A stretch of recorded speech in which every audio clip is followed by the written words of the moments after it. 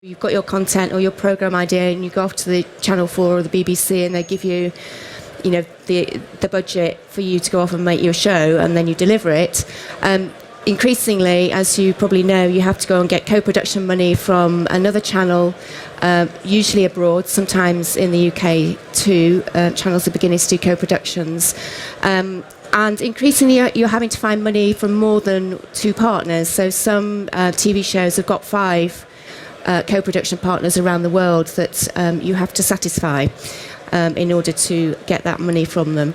But beyond that, there's a whole different world of funding opening up. So I've kind of got a list of some of them. So beyond the broadcasters, distributors are now coming in very early in the process and getting involved in development, advising people on how you can make your content more internationally sellable, and then also perhaps investing in development in return for obviously something at the back end, which is likely to be a distribution deal or a proportion of your IP. There's also government funding, which could be international co-production funding. So there is international co-production treaties where if you've got a really big, expensive production that can be shot in a different country that has an existing treaty with the UK, you can partner with a production company in that country, and you can kind of access government money in both countries, depending very much on how much you have to be able to spend or do a certain proportion of your production within that other country. So Canada is a common one. There are film grants. There are kind of 2 kinds of film grants. There's those that are supporting filmmaking, so that would be something like the Sundance Fund.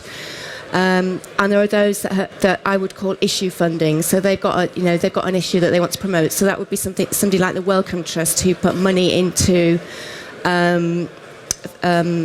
content, not just TV and film, that has some kind of biomedical content to it, because that's what they want to promote. They want to promote knowledge of that.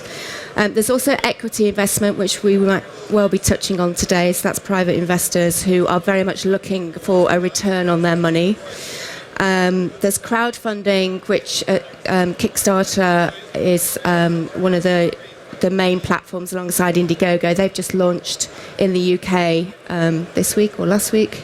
And that's where you can raise amounts of money, not your whole budget, but probably between 15 and 20,000 pounds towards your budget from ordinary people who donate anything from £1 up to thousands of pounds, usually in return for what are termed perks. So that might be, you might get your name on the end of the film as a credit, or you might get a mug or something. There's obviously doing it on your credit cards and self-funding. Increasingly, production companies are now self-funding their shows and then taking them out to market. And there's also brand funding and product placement, which we're probably not going to go into today because that's quite specialised. So where this discussion will probably fall is more in the government funding, which might surprise you. You might have thought we might be talking about grants, but we're not, as will become apparent. So I'm going to ask our 2 panellists to introduce themselves first, tell us a little bit about what they fund, and then we'll kind of explore that in a bit more detail. So Lynne, would you like to kick off? Thank you. Okay, Lynne McCadden from Creative England.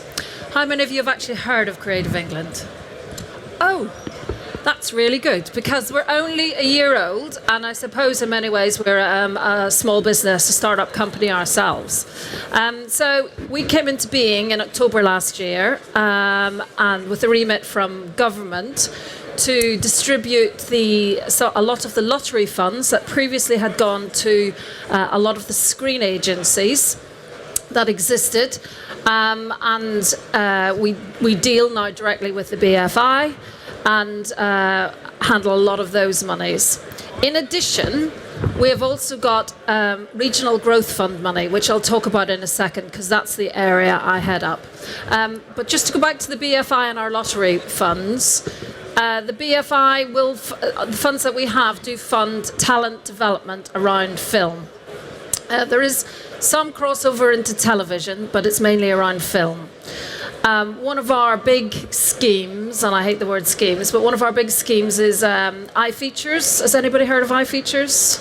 Anybody put forward for iFeatures? Okay, iFeatures runs on an annual basis. We're in iFeatures 2, which rightly does indicate there was an iFeatures 1 last year. But it's basically looking for teams of writers, producers and directors, and eventually the teams are whittled down from 32 to 16 to 8 to 4 to 2, and the 2 lucky ones actually then go on to produce those films. Throughout the whole stages, there's support and mentoring to bring those teams together to develop the script, to bring production support, whatever they need to make the film happen. And then 2 of the films, the lucky films, actually go into production. We're very hopeful that we will get funding for that in future years, and if not even extending that into international markets as well. So it works as a way of actually developing teams to make film, which is important. In the broader areas around digital content, as Nicola has been saying, our funding has come from BIS, which is Central Government Department for Business Innovation and Skills. And if anybody who's paid any attention whatsoever over the last 6 or 8 months will notice that one of the big buzzwords of this particular government is growth. And we have accessed £5 million from the Regional Growth Fund. And so our fund is all around developing growth, i.e. jobs, and company growth in digital companies. What we said was, when we actually applied for the funding, what we said was that we would bring new markets to our content makers in around digital content. So just as Nicola has been talking about the new worlds where the funding is, it's sort of been our job to try and identify where those new markets might be, where the new distributors might be. So we have a range of projects going on at the minute. You can get more detail on our website or have a chat with me later. One of them is sort of like quite obvious. It's called the digital. We have put substantial amount of funding into the Digital Fiction Factory, which is working with 250 smaller companies right across the north. The Digital Fiction Factory is working with the broadcasters, BBC and Channel 4. So it's stimulating digital content from smaller companies across the north working with the big broadcasters. That's a sort of obvious distributor, if you like. The less obvious ones that we're trying to pull into the marketplace would include people like the library, the new £60 million library in Birmingham, which actually doesn't open until next September. If you go on our website now, you'll see a competition currently running, which is to attract companies from all over England, really, who could develop digital content for a library which is of the 21st century. So we're looking for mobile content, we're looking for ways of accessing some of the collections that may not be seen by people online. Archive, use of archive, all sorts of different ways of developing digital content for a 21st century library. So that's a completely different market. And what's really interesting for me, sort of getting involved in this world, away from grant funding and more into the commercial world of funding, is that increasingly, I think, as content makers, what the markets are asking for is brilliant content, obviously, but about different ways of accessing that content. And I know Hugo has got some examples of some of the money that some of the projects they're putting their money into. So accessing content for us as consumers is becoming more and more important. And so what we are looking for at Creative England is really good ideas around different ways of accessing content. Now, just as Nicola has hinted, what we don't use anymore is the G word. Not in digital content funding. So we do not do grants. We do commercially viable funds. So we are looking to invest, or we are looking to loan, or possibly around equity investment. What we do is also try and pull those investors into our realm, if you like. So one of the things we're doing is we're investing in an accelerator, which is for tech companies, startup tech companies, and we're working with Ingenious, who are quite an obvious or quite a well-known investor in our world of TV and film. But we are also trying to work with other investors who would not normally be in this space. I think we recognise that investing, loaning, funding content from the creative industries is much, much harder when you're trying to get those loans than it is in other areas. And a lot of research has actually borne this out. So part of our game is to hand out the money, and part of our game is to try and draw the investors in as well. I'll just very briefly mention, and then you probably want to have chat with what Hugo's got on offer. Some of the other ways that we are investing as well. Tomorrow we will announce 25k funding with joint funding with Sony, as in Sony Games. Sony, if you look at Sony, you only have to look at the press, you only have to read the media about the way Sony is going. It just closed down its studio in Liverpool a couple of months ago. They, like an awful lot of video games developers, are moving into the broader world of distribution. So we're supporting them to work with small businesses anywhere in England outside of London to develop new games for mobile content, mobile distribution. So tomorrow at the Launch Festival in Birmingham, we're going to announce the winner of that competition. And we had great support from tiny little businesses, great entries from tiny little businesses in Newcastle, Birmingham, Liverpool, Leeds, Manchester. We had fantastic applications, but these are small businesses. But what we're bringing is the big names such as Sony to it. Digital Fiction Factory I've also mentioned, and then also look out for our own business investment fund, which will probably lead me nicely into what Hugo can talk about. Our business investment fund is currently closed, but we are hoping to open it up again in either early next year or in the new financial year. We put £1 million aside to invest in companies with fantastic digital content and or services ideas. Nicola just asked me before we came here, what makes a good application for that? And what I would say is a really good, strong commercial plan, which shows viability, which shows that you know where your marketplace is, which shows that you are going to make a return on our investment. This is probably a very different world. In fact, it is called the different world and the new world of content funding than previously was here just a couple of years ago. Funds no longer exist, well, they're very few and far between, that don't expect a commercial return. Certainly the government funding does look for a return. So what we always look for are really good, sharp business plans that indicate how you're going to return the money on it. It's as simple as that. That's exactly what we do. Okay, good, thank you. I was going to ask you, do you have an example of some content that your funding has funded, in fact? But is that seems like that's the wrong question. It seems like the panel title should be The New World of Business Funding. Is that right?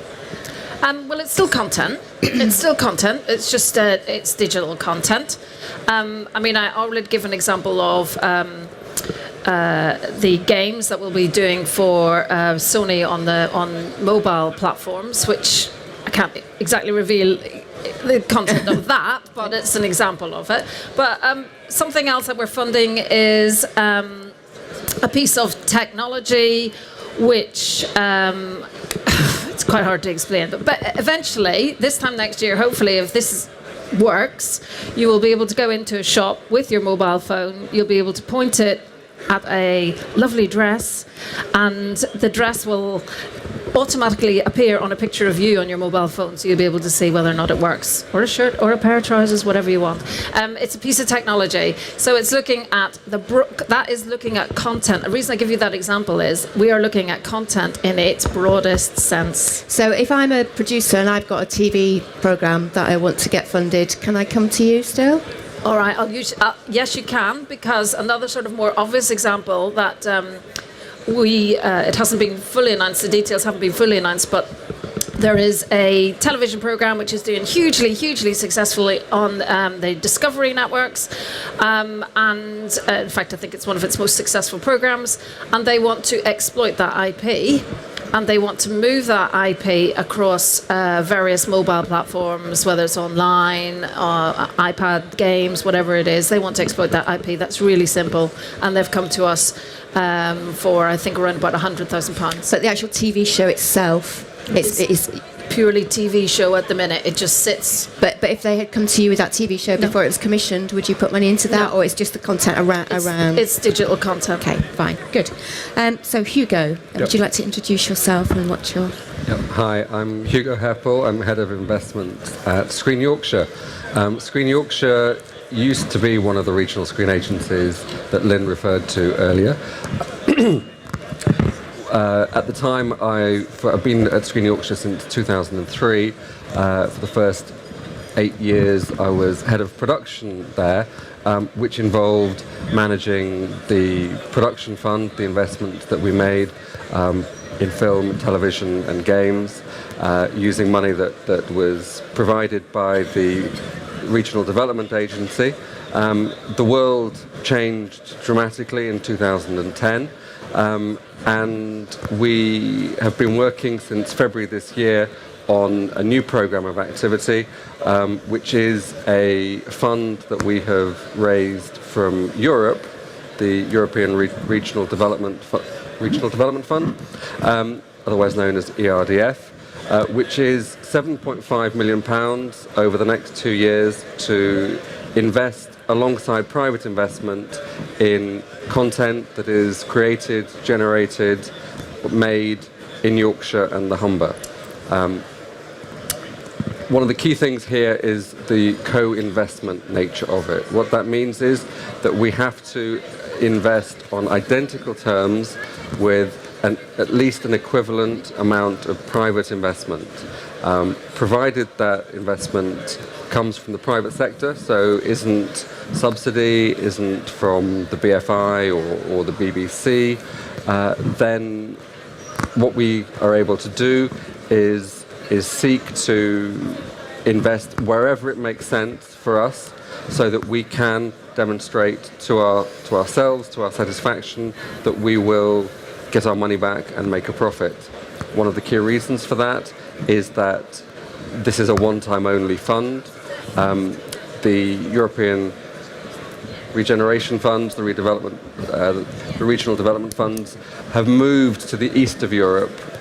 They are no longer operating in the UK in the same way, so that once we have spent the £7.5 million, the only way we'll be able to continue to support production and investment and content in Yorkshire is through the returns that we make from this fund.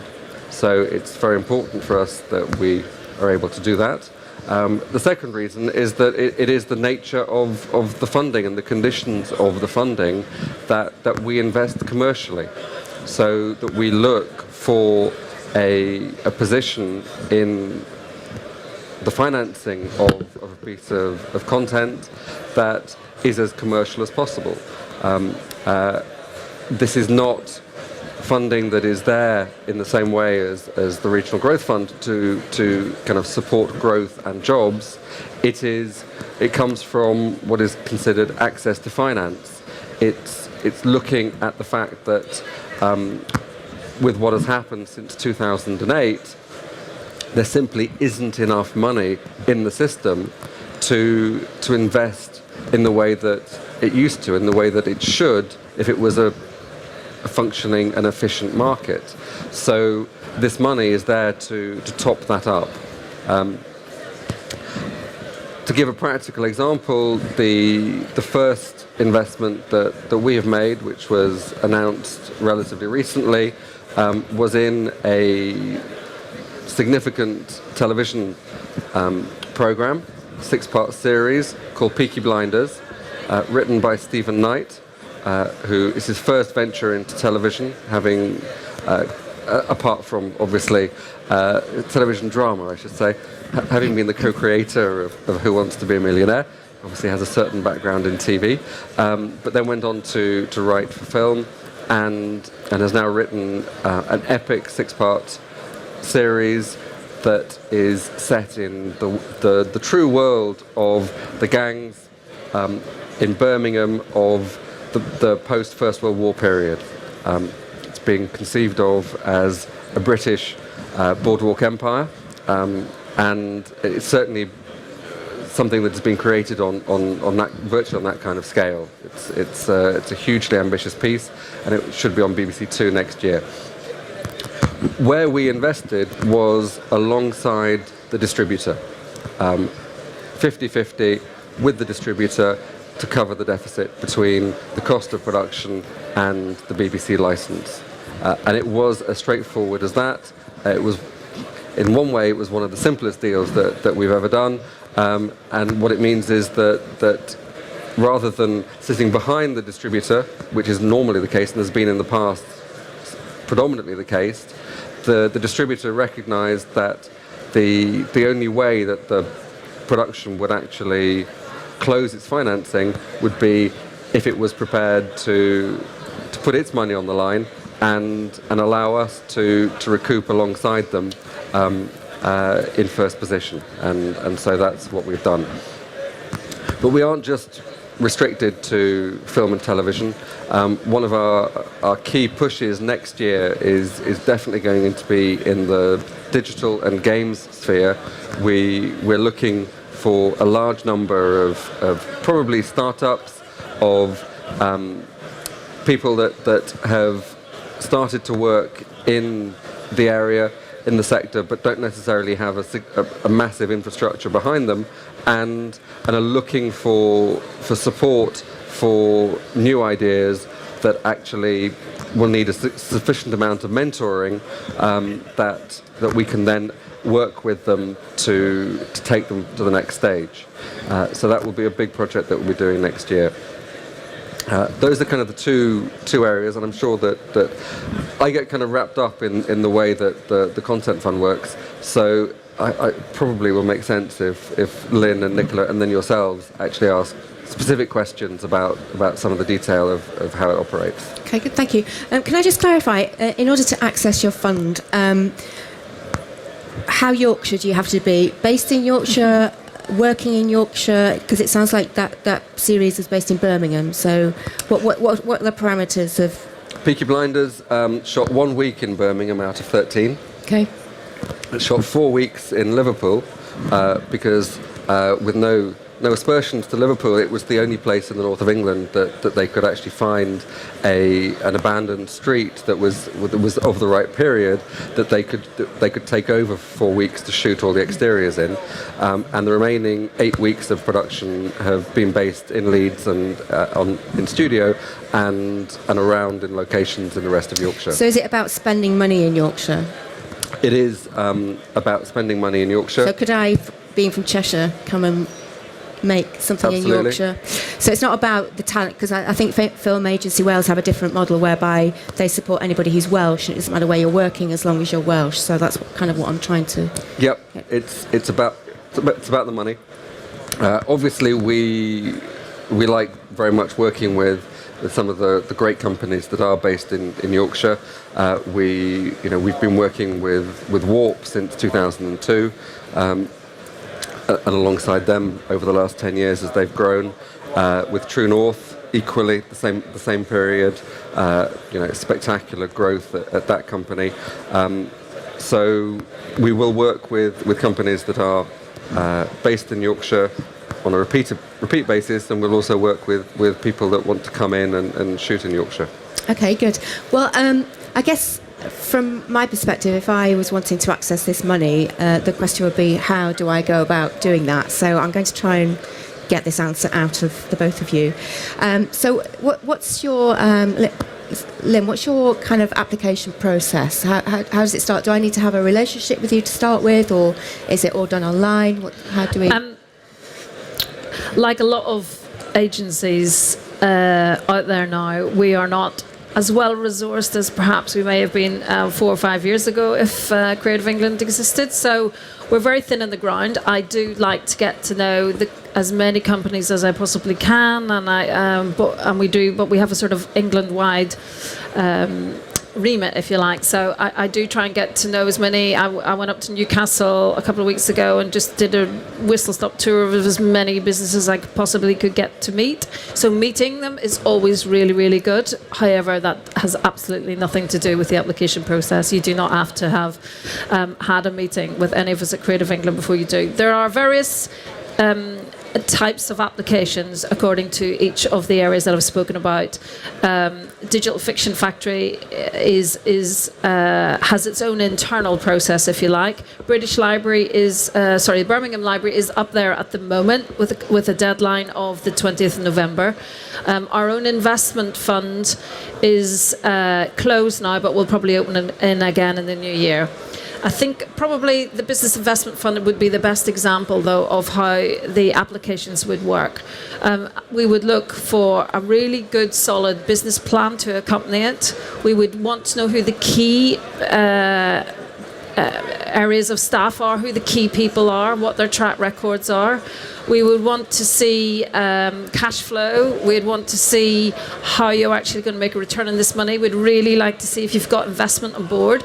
And one of the questions that Nicola asked me just before we came on was, if you had some Kickstarter funding, is that a good idea? It's great. I went to a presentation by Kickstarter in London yesterday. Kickstarter, as Nicola described, just launched in the UK at the 31st of October, so just 10, 11 days ago. And she was telling us that there's 51,000 projects up there already in UK, and around about £500,000 has been pledged. So if there is other investment, whether it comes from Kickstarter, whether it comes from private investment, whether it comes from your own funds, your own credit cards or whatever, that's the sort of investment that we want to see matched against it. I should have made the point that our fund, like Hugo's, is a co-investment fund. So we would be expecting to see private investment in there as well. So in terms of Kickstarter, seems like a very different thing, because that's not actually investment, that's people donating money. There's quite a legal difference between those two things. So anybody who's donating on Kickstarter aren't investors. However, the crowdfunding companies do say that if you can get some, and maybe you can agree or disagree, they do say that if most crowdfunding campaigns fail for various reasons, either because people haven't put it, it's a campaign, it's called a campaign for a reason, because you have to put in an awful lot of work in order to get anything back. It's a marketing campaign over a sustained campaign over a period of weeks. You can't just put your project on there and expect people to come and fund it for you. However, if people do, then that is quite a good market test of whether there is an interest from potential consumers or audience, which they claim, which you can say is whether it's true or not, that that will help you if you're going to other funders as proof of concept, if you like. So do you want to? I suppose the big, and this has been documented many times over, is one of the reasons why it's so difficult to get funding for creative content, digital or not, is that it can be so subjective. One person's fabulous film, another, I don't know if you've seen, but the Twitter feed on Argo, the film Argo, is just like black and white. Some people love that, maybe some people absolutely hate it. And I think it's really difficult sometimes to, that's why investors, traditional investors, if you like, or venture capitalists or whoever, find it really difficult to fund creative content, because there is just no real test as to whether it will succeed or fail. And that's the issue. And as you say, Kickstarter is just one of those things that you're right, we're not investing in it, we're just following really nice ideas, which I like. And how do we approach you, and what's the application process? So the application process is in principle very simple. There is two-stage. There is a very short expression of interest form on our website, and there is also a full application form on the website. The complicated bit, to a degree, is the space in between, which is where we would expect to interact with you extensively to actually interrogate the project further.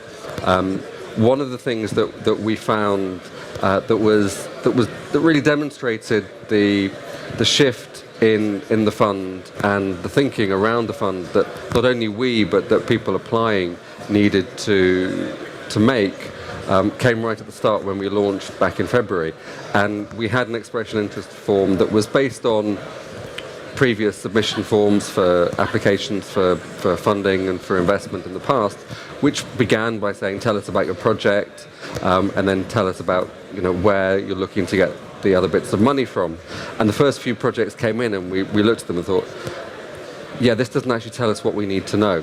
So we revised the form dramatically, which basically now begins by saying, tell us who you are, tell us what you want, and tell us how you can see it going to market and how we can get our money back. And then tell us about the project. Because that is the priority from our side. We need people to be thinking in terms of the business of what they are creating first, in terms of presenting it to us, and second, tell us about the project. But there's absolutely no point us reading a script and saying this is lovely, or seeing a piece of digital content that is this great concept for something, if there is no way of knowing how we're going to make any money from it. So we need people to come to us as entrepreneurs, first and foremost, with great ideas second. Okay, and so I'm kind of used to developing an idea, writing a proposal, submitting it, going for meetings, and then at some point having some kind of formal pitch. At which point, hopefully, you get signed off, or at least a step closer. Is there a formal pitch element to this process? Nope, absolutely not. We will obviously want to see as much material as we possibly can. We may or may not need to actually have a meeting, but what we want to what we want to see in television is which broadcaster is involved, usually, who's distributing it, what the sales estimates are, how much the funding is being looked for, and where's the match funding going to come from. And actually, it's around that we will focus initially. And in some ways, we may well have more conversations about the project with the distributor than we would necessarily with the producer, because we need to be satisfied that actually this is something that there is a real market for and that is a viable investment. So we would then go on to kind of talk to the producer and look at the extent of the commitment to Yorkshire, what could actually be done in practical terms, and it's not about pitching at all. What kind of stage do you want to hear about a project? Is it you need to see something something that's been built already, or are you willing to talk to people about ideas that they're thinking of developing? What kind of stage in their development process do you want to? It helps certainly to hear about something as early as possible, but the actual application needs to come in as late as possible once everything is in place. So there can be a long gap between the two. What is that? What's the timescale months. typically? Sometimes it's a matter of 2 or 3 weeks if somebody actually comes to us with everything already in place, and we can turn something around very quickly. Other times it's months. And there's one project that we were in discussions with the producer 6 months before we actually launched the fund, and for various reasons, we won't actually be considering it until 6 months from now. So that's a good 18 to 20 months through the process, which in film is not unheard of in terms of the development, partly because the financing has changed so dramatically. Yeah. Okay, and what kind of stage do you want to see people, and what's the because we've got so many process? different, it's more than one, although it's one fund, we've sort of split it up and divided it in various ways. It's rolling really, and people just have to sort of keep an eye out on our website, follow me on Twitter.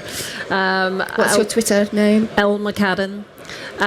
But there's also a Creative England Twitter account where we put out everything as well, with the application and deadlines. Okay. Okay, I think we should see whether we have any questions from the floor so that you can find out the information you actually need. Okay, yes. Have we got, do we have a microphone? Yeah. Can you please introduce yourself and then ask the question? Hi, can you hear me? Oh, yeah. I'd like to ask Lynne. My name's Catherine Mayer. I'm a writer and producer. You were talking earlier about it's been a big change from Creative England to what existed before. Do you think it's a good thing, this new emphasis on a more commercial and business-like approach? That's a great question. Personally, let's have a cup of coffee and we'll go over there and talk about it in a few minutes. I think, it doesn't really matter whether it's good, bad or indifferent. It's just the world we live in. We're all probably, I know this morning I got a gas bill that came in that told me how much my, utilities bill is going to increase in the next year, and I'm looking at various financial ways of maybe planning that out and going on to sort of an account that will keep me on the same amount of money for the next. Everybody's thinking in different ways. All of us are hit by the world economically that we are living in, and this government, this coalition government, has chosen to tackle things in a different way. Personally, I've been more heartened by the support that the creative industries have in this government than I thought there would be. Ed Vaizey is a huge champion of digital areas and games industry. There's the tax credits are coming in from next April, which will be seen to whether or not that sort of like really impacts on TV and games industries as it has done on film. So the good side, I think, is that it really does focus the mind. Everything that Nicola and Hugo have been saying about how the application processes have changed. And, it might be a bit of a shock to hear from Hugo that we want the commercial viability first and the ID second. But that's the reality. And that's how things really do become successful, when people start to think like that, when the producers actually come in with that head on them, as opposed to necessarily the directors or the writers. That's when projects really move forward, when it's like, is this going to work? Is this actually financially going to be successful? So I think it has sharpened the process. Why don't you answer that one as well, Hugo? Yeah, it's there's no two ways around it that we are in an environment where money is tight, and the only types of things that are going to get funding are things where people can see what's in it for them. In a way, I can refer back to a degree to something that was raised a few years back by a colleague of Lynne's at Creative England, Chris Moll, that you need to think about not just the cost of something, but the value of something.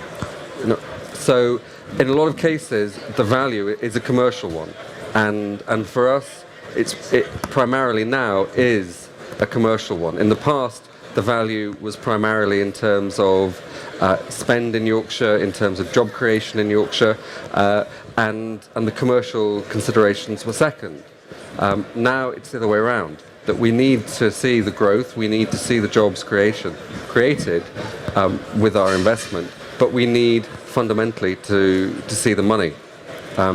There are other institutions and other individuals who will be looking for different forms of value for the money that they give you or invest in you, whether it's a broadcaster, whether it's a private individual or a fund like Welcome. And you need to be thinking about, when you're approaching people, what is the value that this person is looking for. Okay, and I would also add that you should also think about what's the cost to you, because no money comes for free, that you're always giving something away in return for it. So crowdfunding, you're giving away a lot of your time and you're having to come up with perks. some of which are handmade. Yeah.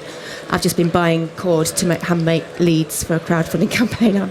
Dog leads. Yeah, no, I remember hearing a story about Yeah. about someone who, before the UK Kickstarter started, was put something out on the US Kickstarter and was promising a T-shirt for someone giving them $20, and then worked out that actually the cost of making the Yeah. T-shirt and shipping it to the States was more than the $20 they were going to get for it. So it didn't actually help particularly Yeah. in kickstarting their project. And so, distributors want to distribute your film and take a cut of the money. There's always some kind of cost to. So, I guess, what's the cost to your investment? In what way? What do we producers have to give up in return for getting? It varies, really. It just varies. It can be loans, it can be equity, it can be all sorts of different things. We go into discussions. To be truthful, we're not that far down the line yet. We're just embarking on those conversations now. Okay. And Hugo, what do we have to give up in order to? We charge a fee to the budget that is a proportion of our investment, and then we will be on exactly the same recoupment terms as our co-investor. So it kind of depends on who that co-investor is, and also where we are in the financing. If we are co-financing a tax credit, then it will be one type of deal. If we are co-financing a gap, then it's probably the recoupment of the investment plus a premium, and maybe a small piece of the back end. If we are in an equity position or a mezzanine position, then it will be recouping our investment and then a share of the profits. So it varies from deal to deal. Okay, any final questions? Yes. Do you introduce yourself and then... Oh, we can't hear you.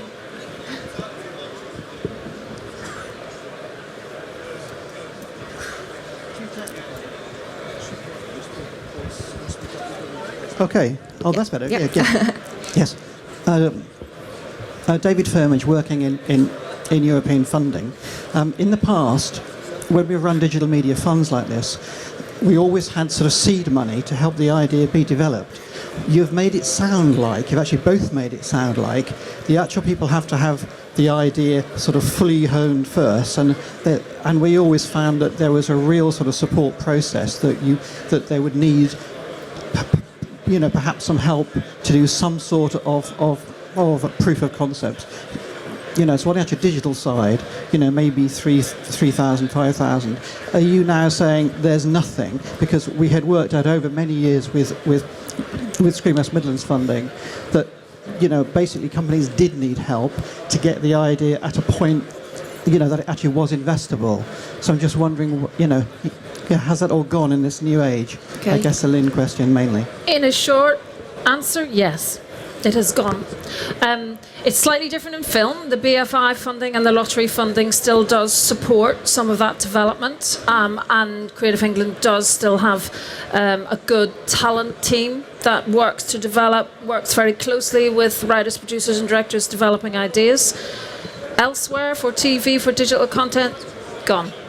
Yep. So your business links, when I worked at Vision and Media, we had 15 mentors who supported all different types of projects. That's gone.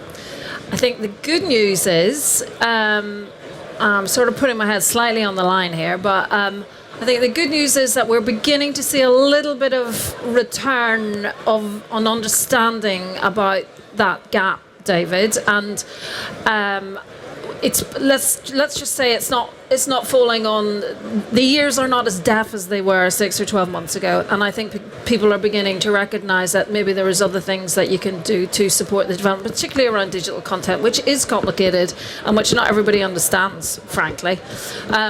So there is some work that can be done around that, and if you look at the models that are emerging, it won't be that sort of one-to-one support. It might be more one-to-many. So the model that, as I say, Creative England is exploring and looking very carefully at is the accelerator model.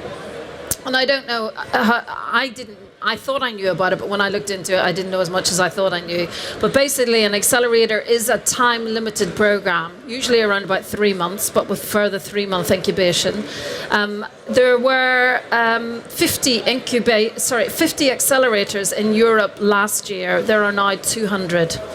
And the model is taking off because it does wrap round mentoring and investment, and sometimes the mentors can be the investors or vice versa. So it does have a wraparound support system in it. It does work very clearly in tech areas. In fact, it only really works in tech areas and biosciences at the minute. But what Creative England may be looking at is trying to develop that model more for creative content and ideas generation. Whether or not you can still wrap around that mentoring, support, investment role, development role, if you like, in that, I don't know. We shall see. But yeah, it has gone. It's very frustrating when you're working in this world with some people, some fantastic ideas, some brilliant companies, who just want to really need a helping hand to get a little bit further. It's very frustrating, but I would say watch this space. Yeah. Okay, good. Yeah. I think we're almost at the end. Is that, nobody's waving at me, so maybe one more question? No?